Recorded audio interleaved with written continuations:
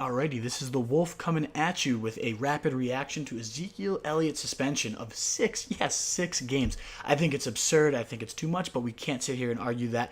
Could end up being, he appeals it and only gets 3 games, whatever it might be. But for owners drafting this weekend, you got to know, what do I do with Zeke?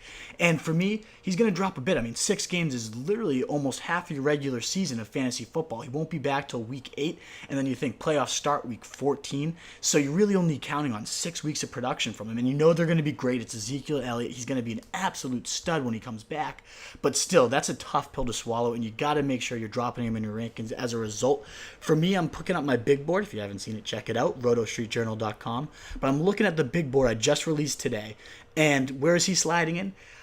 He's got to go beyond people I consider number one potentials at running back and wide receivers. So I'm talking about Devontae Adams, Christian McCaffrey, that tier, Keenan Allen, Sammy Watkins, Lamar Miller, right around 30 through 36. That's where Zeke's going to end up sliding in. Now, if you're a solid drafter and you can get, Jaquiz Rogers and Darren McFadden, you patchwork up a RB till he's back, you're getting one of the best guys at week 8. He's fresh, he's healthy. That's going to be a great benefit. And if you're a good drafter and you can go deep, and if you follow us, you'll be able to. I still think Zeke's well worth, a third round, mid-third, fourth at the latest if he falls that far, just because he's that good and you're getting him at such an important time. But still, obviously, he's falling as a result of this news.